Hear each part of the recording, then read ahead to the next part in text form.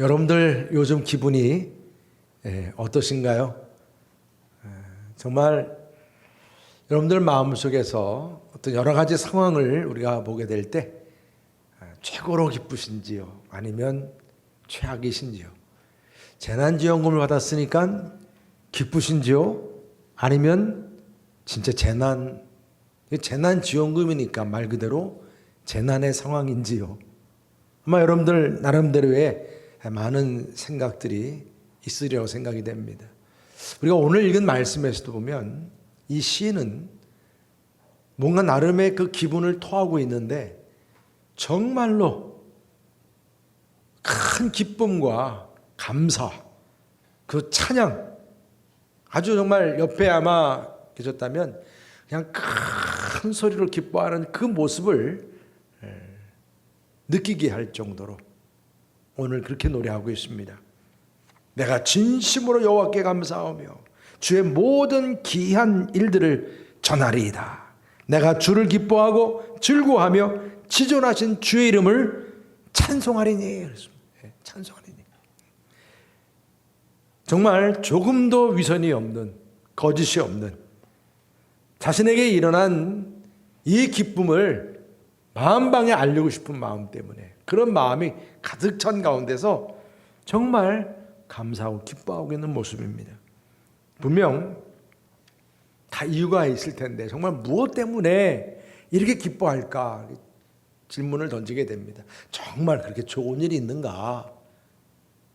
사실 오늘 이 말씀을 딱 열면서 처음에 서론 부분에 딱 가로치면서 나온 익숙치 않은 단어가 있습니다. 뭇라벤이라. 뭇라벤에 맞춘 노래. 이 뭇라벤이라고 하는 것이, 벤이라고 하는 것은 히브리어로 아들이라는 뜻이거든요. 그러니까 다시 말하면 아들의 죽음을 애도하는 노래예요. 아니 지금 제목은 아들의 죽음을 애도하는 뭇라벤의 노래라 이렇게 되어 있지만 오늘 지금 분명히 이 배경적인 부분에서 봤을 때 이 시인 다윗은 비록 감사와 기쁨으로 지금 시를 열고 있지만은 아들의 죽음을 애도하는 배경을 지금 가지고 있는 것입니다. 근데 그 아들이 물론 다윗의 아들이기도 하겠지만 전쟁이 터지면 많은 부모님들의 아들들이 다 죽게 되는 상황이기 때문에 그 모든 것을 함께 모두어서 정말 많은 죽음을 애도할 수밖에 없는 그런 전쟁의 상황을 배경으로 하는구나. 우리는 이것을 알 수가 있겠습니다. 그런데도 어떻게 이렇게 기뻐하고 감사할 수 있을까? 그 이유는 오늘 설교 제목에 있죠.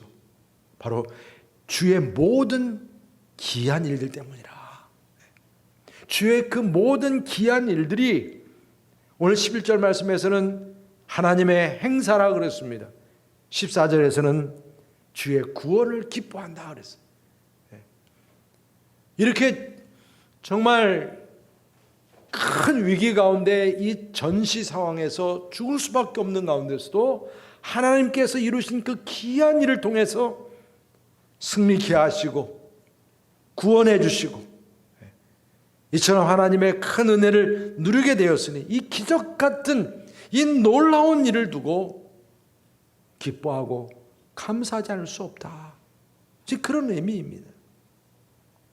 여러분 시인 다윗은 정말 어떤 귀한 일을 체험했기 때문에 이렇게 전심으로 감사하고 기뻐하고 그렇게 찬송하고 있습니까? 어떤 귀한 일입니까? 그 첫째가 뭐냐면 기적처럼 원수들이 패하고 망했다는 것입니다. 정말 기적처럼요.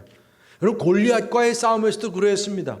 어떻게 여러분 다윗이 골리앗과 싸워서 이길 수 있겠어요? 이거는 전적인 하나님의 은혜죠. 여러분 어떻게 그렇게 혼자의 몸으로 한 나라의 왕이 죽이려고 쫓아다니는데 요즘 말하면 가장 훈련된 수색조들이 그냥 다윗을 찾아 나섰을 터인데 어떻게 그러한 그 사울 왕의 그 서슬퍼런 칼날에서 어떻게 구원을 받을 수 있었겠습니까? 그뿐입니까? 아들 압살롬까지 반역을 하지 않았습니까? 그랬으니 그 압살롬 아들의 반역을 통해서 그 전쟁이 이루어졌을 때 그 고통은 이루 말할 수 없었을 것이고 그 위기는 말할 수 없었는데 하나님께서는 그때그때마다 정말 기한 기적 같은 그런 일을 통해서 하나님이 개입하셔서 승리케 하시고 구원해 주셨다는 것입니다. 이런 기한 일들을 통해서 이 다윗이 이룬 구원과 승리는 오늘 주어진 말씀 속에서 보면 성읍들, 그 이긴 성읍들을 기억할 수 없을 정도라고 말씀하고 있어요. 3절 보면 내 원수들이 물러갈 때 주 앞에서 넘어져 망함이니이다. 6절이요 원수가 끊어져 영원히 멸망하였사오니 주께서 무너뜨린 성읍들을 기억할 수 없나이다. 다윗은 철저히 자기가 그렇게 싸워서 승리했어도 주께서 승리케 한 것으로 이렇게 표현을 합니다.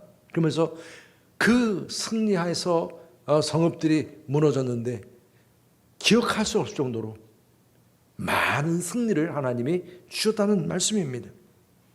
사자의 밥이 될 뻔했죠.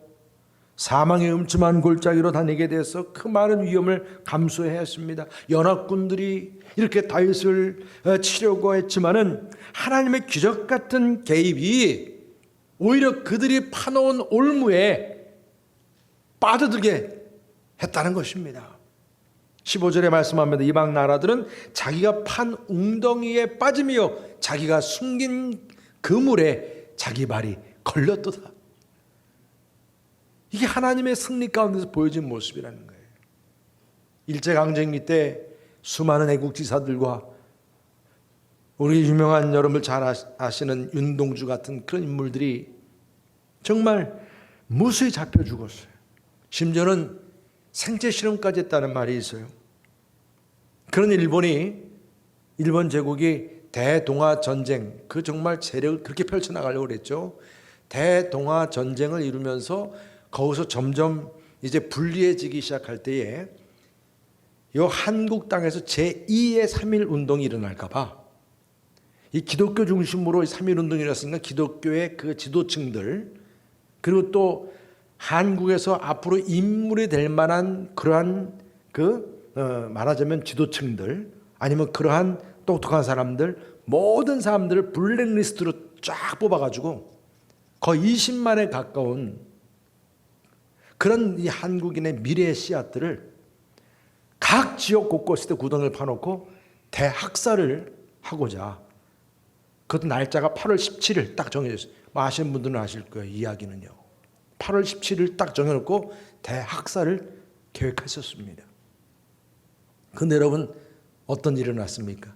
17일 전 8월 6일이죠. 8월 6일 그때에 히로시마에 뭐가 터졌습니까?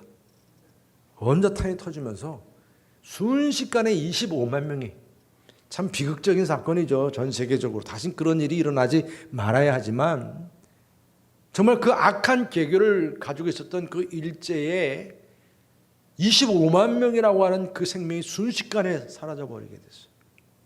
이게 참 여러분 그러고서 일본이 항복을 하게 되고 8월 15일 우리가 해방이 이루어졌어요. 이게 우연이 아니라는 것이죠. 이런 승리는 다 뭐예요? 하나님께서 개입하신 거예요. 하나님의 역사에 귀한 일입니다. 다윗은 이와 같이 하나님의 개입이 순간순간 자신의 삶 속에 주어졌던 것이고 그래서 원수를 물리치는 하나님의 귀한 그 승리의 기쁨, 그 감사함을 찬양하고 있습니다. 또한 그 귀한 일은 무엇입니까? 이처럼 승리케 하신 그 하나님은 보좌에 앉으신 하나님께서 의롭게 심판하셨다는 거예요. 여러분 다윗이 그렇게 사망의 음침한 골짜기에 있을지라도 결코 그가 두려워하지 않은 데에는 승리를 주신 하나님께서 그 심판석에 앉으셔서 변호해 주시고 정의로운 심판을 하셨기 때문입니다.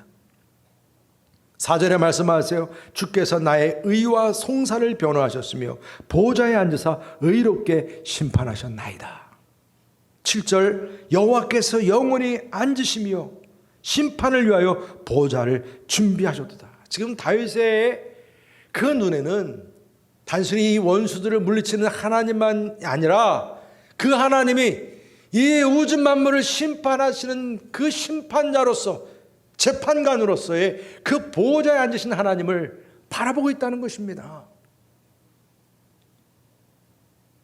여러분, 우리가 이처럼 심판자이신 하나님을 우리가 확신할 때는 어떤 유익이 우리에게 주어지겠습니까? 그렇게 악인들이 계속 승리하고 그렇게 세력을 그렇게 막 그냥 확장시키고, 아무리 그럴지라도 그들이 정의롭지 못하면 궁극적으로는 하나님의 심판을 받아서 멸망할 수밖에 없다는 것이죠. 그래서 하나님께서는 이방 나라들을 책망하시고 멸하시며 그랬어요. 5절에서 보면 이방 나라들을 책망하시고 악인들을 멸하시며 그들의 이름을 영원히 지우셨나이다 그랬어요. 이게 하나님께서 심판하시는, 그들이 지금 막 뭐 바벨론이다, 베르시아다, 뭐 헬라다, 막 로마다 그러면서 큰 나라의 세력들을 막 세우지만 하나님의 그 시각에서 의롭지 못할 때는 그에 따르는 멸망과 판결을 받게 된다는 것이죠. 그래서 하나님께서는 기준자를 들고 계시다는 거예요. 그 기준자에 비추어서 국가든 제국이든 모든 걸 다 공의롭게 판결하신다는 거예요. 8절에 말씀하세요. 공의로 세계를 심판하시며 정직으로 만민에게 판결을 내리시리로다. 여러분, 그렇습니다. 여러분, 세상은 이렇게 사람 보고 판결하고 돈 보고 판결하고 권력 보고 판결하고 여당이고 야당이고, 요즘 보면 제가 볼 땐 정말 다 법 전문가들인데, 국회도 그렇고 다들, 근데 야당 여당 따라서 법이 막 달라요. 기준이 달라요. 막 서로가 다 옳대, 다 틀리대. 이걸 그러면 우리 같은 사람들 뭘 믿고 살아요? 세상에 법의 전문가들부터도 그렇게 서로 갈라져 가지고 하나가 안 됐다는 얘기는 결국은 지금 이 세상 속에서 지금 쓰임받는 이 법이라는 게 하나도 이게 참 공평하지 않다는 반증을 하는 거 아니겠어요? 너무 안타깝더라고요. 대법원에 가게 되면 정의의 여신상이 있습니다.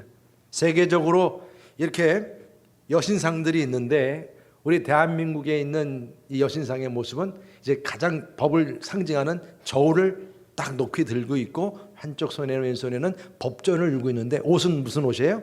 한복을 입고 있습니다. 우리 한국의 대법원의 정의 여신상은. 그런데 이 서양에 있는 여신상은 저렇게 저울과 칼을 들고 있습니다. 이들의 여신상의 공통점은 뭐냐면 재판이 편견 없이 공의로운 판결을 내려야 한다는 것이죠. 이거 다 잘 알 거 아니에요, 그렇죠? 전문가들이. 근데 참 너무나 안타깝더라고요. 이게 세상의 모습들이에요. 이렇게 세상의 판결은 이렇게 굽어 있어요. 그렇지만 우리가 하나님의 심판자 되심을 믿을 때는 하나님의 기준자가 우리에게 있음을 믿으시길 바랍니다. 그리고 또한 우리가 두려워할 이유가 없어지게 됩니다. 아무리 세상의 세력들이 그렇게 위협을 하고 그들의 세력이 아무리 커지고 그래서 법을 마음대로 주물락한다 할지라도 재판장 되시는 하나님께서 보좌에 앉으셔서 공의로운 심판을 하시게 되면 모든 것이 다 결정이 되기 때문에 두려워할 이유가 없다는 거예요. 두려워할 이유가 없다. 아무리 그들이 나를 억울하게 하고 판결을 하고 희생양으로 삼을지라도 하나님 앞에서는 모든 게 다 진실로 드러나는 거예요. 여러분, 과거에 우리나라의 권력을 잡으려고 그 어느 지역에 막 수많은 사람들을 막 죽이면서 말입니다. 그게 지금까지도 막 법에서 계속 지금 재판이 이루어지고, 결국 그렇게 해서 그 뭐 말로가 뭐 편해요? 안 좋죠, 그게. 하나님은 살아계셔서 이런 모든 거짓된 것들을 이런 하나님의 공의로운 심판 안에서 다 무너지게 됨을 믿으시길 바랍니다. 그래서 어떤 세력도 자기들이 아무리 그 세력이 크다 그래도 이 하나님의 기준, 심판자 되신 하나님의 기준을 벗어날 수가 없는 거예요. 무시할 수 없는 거예요. 우리가 바로 그런 하나님의 심판자 되심을 믿고 나아가는 줄 믿으시길 바랍니다. 그래서 세상의 세력이 우리에게 어떤 불이익을 준다고 해도 여러분, 그러한 악의 세력들은 결국은 스스로 그 악의 올무가 되어서 자기들을 걸려넘어지게 한다는 게 오늘 말씀입니다. 여러분, 그 함정이 바로 하나님의 심판이요. 여러분, 악하고 정결하지 못한 가운데서도 승승장구하고 말입니다. 그렇게 세상에서 떵떵거리고, 그게 여러분 좋은 줄 아십니까? 결국은 자신이 심판받든지 그 자식들이 심판을 받든지. 여러분, 하나님은 만월의 여김을 받지 않으신다고 그랬어요. 하나님을 속일 수는 없는 거예요. 심은 대로 거둔다고 그랬습니다. 이런 하나님의 심판을 우리가 믿을진대는 우리가 무엇을 두려워하시겠습니까? 그래서 다윗이 이처럼 세상에서 정말 아무리 잘 나간다 할지라도, 승승장구한다 할지라도 악을 행하는 이들에 대해서 심판석에 앉아 계시는 그 하나님이 판단하신다는 그 믿음 아래서 담대할 수 있었다. 그리고 그러한 하나님의 기이한 일을 바라볼 수 있었다. 그러니까 여러분, 우리가 정말 이 땅에서 이 원수를 물리치는 하나님은 그냥 하나님이 아니라 우리의 심판자가 되신 하나님이심을 믿고 바라보시기를 주님의 이름으로 축복합니다. 내가 어떤 옳은 일을 당한다 할지라도 심판자 되신 그 하나님을 바라보며 우리의 모든 억울함도, 우리의 모든 고통도, 심지어는 사망의 문에 엎드려져서 우리가 소망이 없게 보여질지라도 우리를 붙들어 주시고 의롭게 우리를 심판하시고 또 판단해 주시고 변호해 주심을 믿으시길 바랍니다. 그러니까 여러분, 우리는 그런 가운데서 그 심판자의 자리에 앉으신 그 하나님 앞에서 이 귀한 승리를 주신 그 하나님을 기뻐하고 찬양하고 감사할 수밖에 없다는 말씀입니다. 오늘 다윗처럼 하나님의 심판을 두려움으로, 믿음으로 받아들이면서 그를 통한 귀한 일들을 기뻐하고 감사할 수 있는 저럼 되시기를 주의 이름으로 축복합니다. 그럼 마지막으로 그 귀한 일들이라고 하는 것은 압제를 당하는 가난한 자의 부르짖음을 잊지 않으셨다는 거예요. 이게 참 놀라운 일이죠. 우리 9절, 12절, 18절인데 같이 함께 한번 읽어보겠습니다. 9절 시작. 여호와는 압제를 당하는 자의 요새이시요 환난 때의 요새이시로다. 피 흘림을 신문하시는 이가 그들을 기억하시며 가난한 자의 부르짖음을 잊지 아니하시도다. 궁핍한 자가 항상 잊어버림을 당하지 아니하며 가난한 자들이 영원히 실망하지 아니하리로다. 아멘. 여러분, 우리 하나님은 정말 우리에게 있어서 원수를 망하게 하는 귀한 일들을 행하시고 심판의 자리에 앉으셔서 진정으로 옳은 것을 분명하게 판단하시는 하나님, 그 하나님은 특별히 잘난 사람만이 아니에요. 세상에서 잘 나가는 사람만이 아니에요. 오히려 압제를 당하고 가난한 자의 그 부르짖음을 잊지 않으시고 응답하신다는 이 사실이 귀한 일임을 믿으시길 바랍니다. 여러분, 압제를 당하고 가난한 그런 자들이라고 하는 것은 세상에서 고통을 받는 이들이에요. 하나님께서는 다윗이 왕이 되기까지 바로 이러한 과정을 겪게 하셨어요. 그 가난과 압제의 상황을 아주 처절하게 겪게 하셨어요. 그러면서 그가 왕이 됐어요. 여러분, 왕이 되면 옛날에 그 어렸을 때를 잊게 되나요? 계속 잘 기억하게 되나요? 잊어버리게 돼요. 아니, 잊어버리게 되는 정도가 아니라 아예 끊어버리려고 합니다. 이게 세상의 원리예요. 심지어는 왕이 되는데 같이 함께 고생했던 사람들이요, 토사구팽시키는 거예요. 이게 세상입니다. 왜? 자기의 이제 앞으로의 새로운 세계를 구축하려면 옛날에 지지부진하게 살았던 그런 모든 관계 다 끊어버려야 이제 새로운 세계가 열리는 거예요. 새로운 리더십이 세워지는 거예요. 그게 참 너무 아이러니하지 않아요? 세상이 그래요. 그런데 다윗은 그런 가운데서 왕이 되었지만도 자신이 그렇게 압제를 당하며 가난했을 때에 함께 하시고 자기의 부르짖음을 들어주시고 응답해 주신 그 하나님을 잊지 않았어요. 오늘 이 말씀을 우리가 묵상하면서 깨닫게 되는 거예요. 이는 하나님께서 이스라엘 백성들이 그 출애굽 이전에 애굽에서 합비로 말하자면 노예로 말입니다. 살아갈 때 그들이 얼마나 신음을 했는지, 하나님은 그러한 이스라엘 백성들의 신음을 잊지 않으셨어요. 400년이 지났는데도 잊지 않으시고 모세를 택해서, 모세를 통해서 이스라엘 백성들을 출애굽 시키셨어요. 오늘날 우리들은 소수의 사람들만 빼놓고 사실 가난하지 않아요. 엄밀히 말하면 이제는 여러분들 재난지원금도 다 받으시잖아요. 막 이렇게 좋은 세상이에요. 그러니까 여러분 사는 데 있어서 우리가 어떻게 보면 참 너무 편해요. 그냥 뭐 어디 조금만 가도 다 차 가지고 뿅 가도 편하게 가고, 아니면 뭐 전철 타도 다 편하고, 사는 집도 이제는 편하게 잘 짓고, 왜 이렇게 모든 게 편리한 세상으로. 그러니까 무슨 아파트 이름도 이 편한 세상이 있더라고요. 그러니까 다 편한 세상이에요. 그러니까 사람들이 다 뭐예요? 자기는 잘 사는 그런 모습으로 생각하고 살아요. 그러니까 하나님께서는 이렇게 가난한 자의 편에 서신다는 이 사실에 대해서 좀 별로 이렇게 좀 탐탁지 않거나 잊어버리고 산다는 얘기예요. 심지어는 내가 이렇게 편하고 여유 있고 행복하게 살아가는 나의 편에 서 계신 하나님으로 생각하기 쉬워요. 가난한 자를 그래서 무시하고 압제당하는 자의 소리 이제는 좀 귀찮아하고 귀를 막아버리려고 하고. 그러나 하나님은 분명히 오늘 그 기이한 일을 이루시는 데 있어서 가난한 자요, 압제당하는 자의 그 편에 서 계시다는 것을 분명하게 말씀하고 계세요. 이것은 정말 모든 기이한 일 중에 하나예요. 다윗은 이처럼 가난한 자의 부르짖음을 들으시고 약함을 보시고 간절한 부르짖음에 응답하시는 이 일이 바로 모든 기이한 일임을 오늘 고백하고 이것을 기뻐하고 찬양하고 있어요. 원수를 물리치고 공의롭게 심판하신 하나님, 그 하나님을 두려워하면서 정말 나의 간절함을 잊어버리지 아니하시고 응답하시는 그 신실하신 하나님, 그 하나님께 기뻐하고 감사하고 찬송한다는 것입니다. 여러분들에게도 이런 하나님의 기이함을 정말 내 삶 속에서 체험하고 이것을 기뻐하고 감사하고 찬양하는 우리 예배가 될 수 있기를 주님의 이름으로 축원합니다.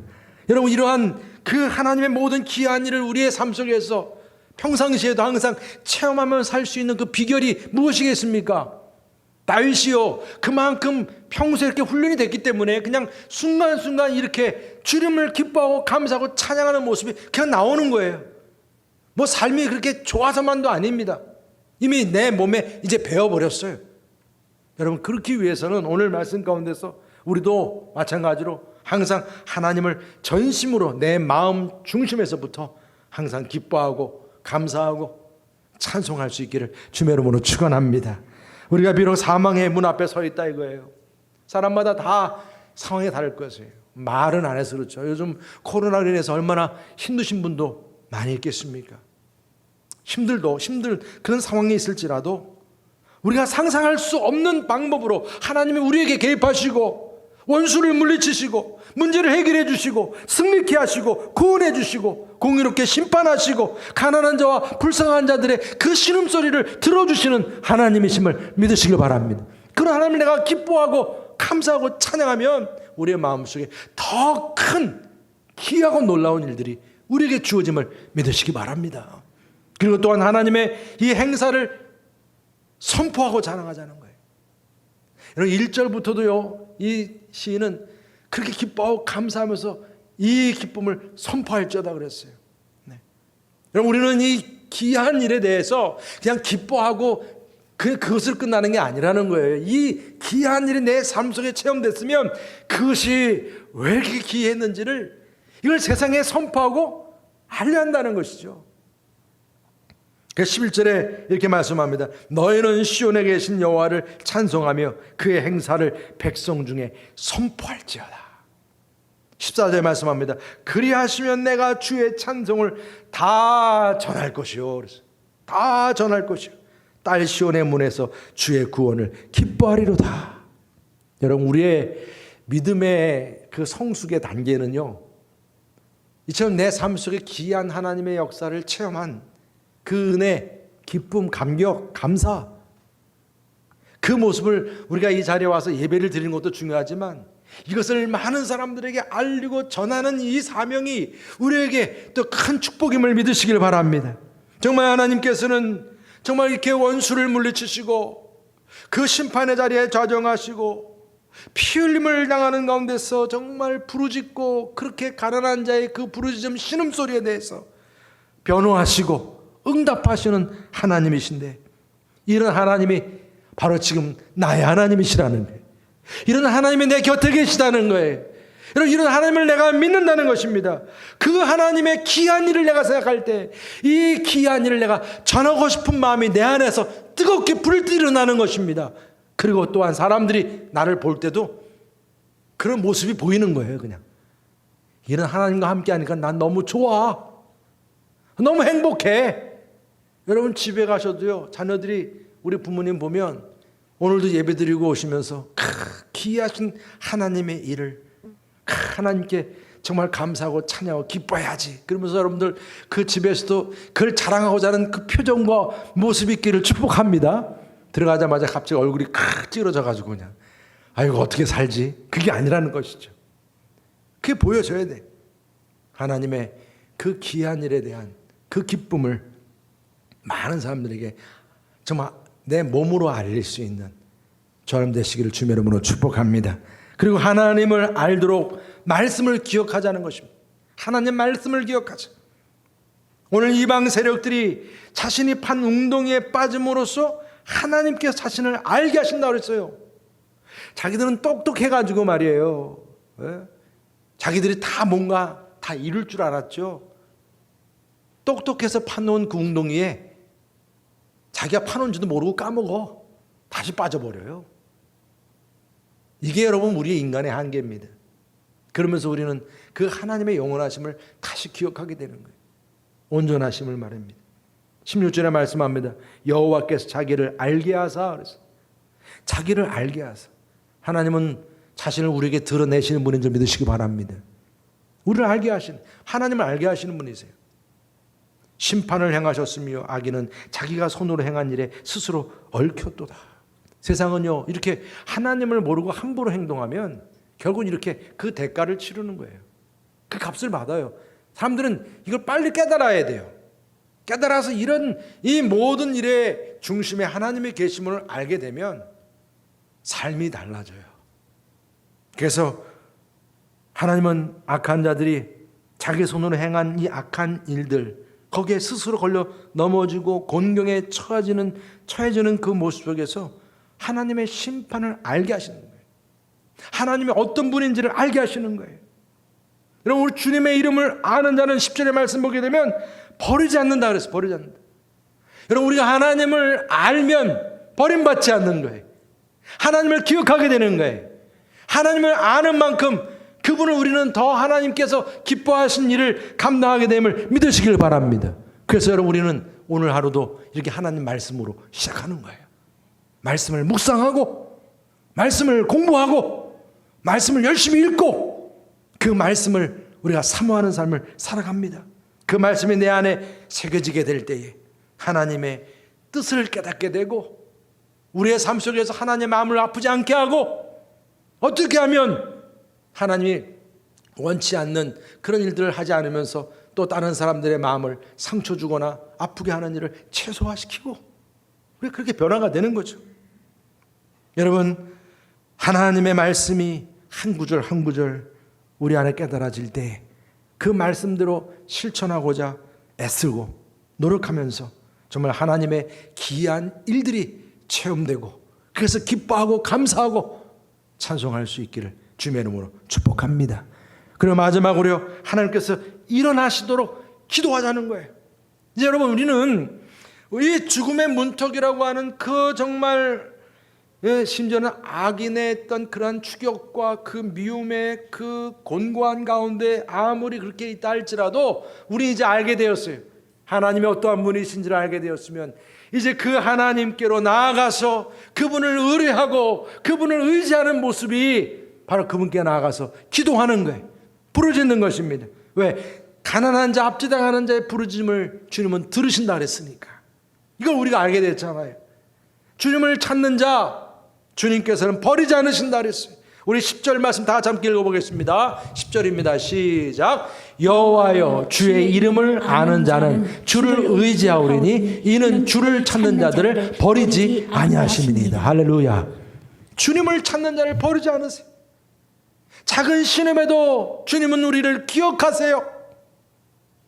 그래서 우리는 그분께 나아가서 부르짖고 기도하는 거예요. 그래서 오늘 이 시인은 끊임없이 기도합니다. 13절에 보면 여호와여 내게 은혜를 베푸소서. 나를 사망의 문에서 일으키시는 주여. 여러분 이게 얼마나 간절한 표현인 줄 아시겠어요? 사망의 문에서 날 일으키시는 주여. 나를 미워하는 자에게서 받는 나의 고통을 보소서. 지금 이 시인은 사망의 문에서 일으키신 하나님께 은혜를 베풀며 은혜를 베풀어 달라고 기도하면서 이제 일어나셔서 저 악한 인생들 저들이 승리하지 못하게 해달라고 기도합니다. 이방 나라들이 심판받게 해달라고 기도합니다. 저들이 하나님을 두려워하게 하시고 자기들이 그렇게 자신한 인생이 얼마나 허무한지를 깨닫게 해달라고 기도합니다. 여러분 19절 20절 다 함께 읽어보겠습니다. 19절 20절입니다. 시작. 여호와여 일어나사 인생으로 승리를 얻지 못하게 하시며 이방 나라들이 주 앞에서 심판을 받게 하소서. 여호와여 그들을 두렵게 하시며 이방 나라들이 자기는 인생일 뿐인 줄 알게 하소서. 여러분 사람은 죽는 것은 이미 정한 것이요 정해진 것이요 그는 심판이다. 우리는 이 사실을 분명히 명심해. 우리의 인생은 언젠간 다 한계가 있는 거예요. 그렇지만 우리 인생을 다스리시는 그 하나님이 내 삶의 주인 되셔서 우리가 그분께 나아가서 그분을 찬양하고 경배하고 그분의 말씀에 귀를 기울이고 그분께 부르짖으며 나아갈 때 여러분 우리는 그 하나님의 놀랍고 귀한 일을 체험하게 되고 그 안에서 진정한 기쁨과 감사가 넘치게 됨을 믿으시기를 바랍니다. 이게 우리에게 주어진 엄청난 축복입니다. 그런데 여러분 이 코로나19로 인해서 정말 우리가 정말 하나님을 잊어버리고 기도도 말씀도 예배도 정말 잊어버리지 않으셨습니까? 우리의 삶 속에서 말입니다. 17절 말씀에서 악인들은 하나님을 잊어버린 이방 나라들이라고 그랬어요. 우리가 하나님을 잊어버리면 하나님도 우리를 기억해서 지워버리시겠다. 이게 참 오늘 우리를 도전하는 말씀이에요. 우리에게 구원의 승리를 주신 하나님, 심판자의 자리에 앉으신 하나님, 우리에게 응답을 주신 하나님, 그 하나님을 기억하시기를 축복합니다. 다윗처럼 전심으로 기뻐하고 감사하며 찬양하며 선포할 수 있기를 바랍니다. 예배로 말씀으로 기도로 전도로 말입니다. 더 하나님을 기억하길 원합니다. 하나님도 나를 기억해 주시라고 기도하시면서 하나님이 주시는 기쁨과 감사와 찬양이 여러분 삶 속에 다시 회복될 수 있기를 주님의 이름으로 축복합니다.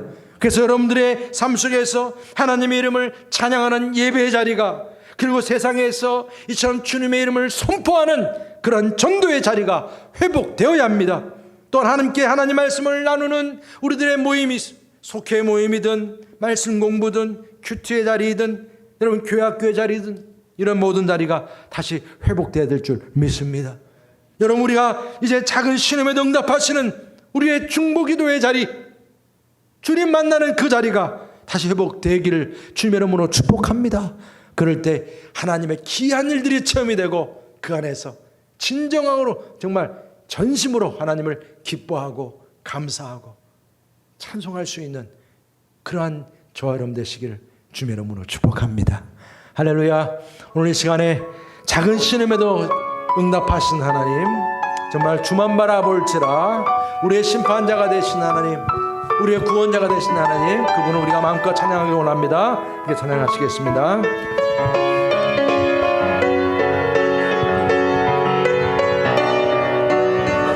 하나님의 사랑을 사모하는 자 하나님의 사랑을 사모하는 자 하나님의 평안을 바라보는 자 너의 모든 것 창조하신 우리 주님이 너를 얼마나 사랑하시는지 하나님께 찬양과 경배하는 자 하나님의 선하심을 다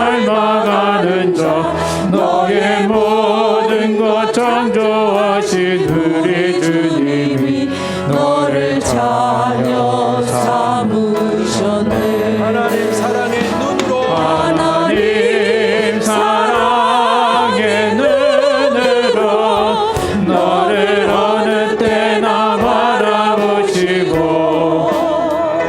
하나님 인자한 귀로서 언제나 너에게 기울이시니 어두움에 밝은 빛을 비춰주시고 너의 작은 신음에도 응답하시니 너는 어느 곳에 있든지 주를 향하고 그만 바라볼지라. 하나님 사랑의 눈으로 하나님 사랑의 눈으로 너를 어느 때나 바라보시고 하나님 인자한 귀로서 언제나 너에게 기울이시니 어두움에 밝은 빛을 비춰주시고 너의 작은 신음에도 응답하시니 너는 어느 곳에 있든지 주를 향하고 주만 바라볼지라. 주만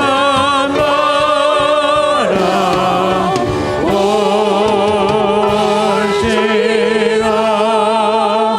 우리의 원수를 무너뜨리고 또 우리의 그 심판의 자리에 앉으시고 우리의 작은 신음소리도 응답하시는 그 주님만을 바라보며 정말 하나님의 귀한 일들을 선포할 수 있기를 축복합니다. 우리 부분들과 서로 축복하시죠. 주의 귀한 일들을 선포합시다. 자랑합시다. 나눕시다. 할렐루야. 감사합니다.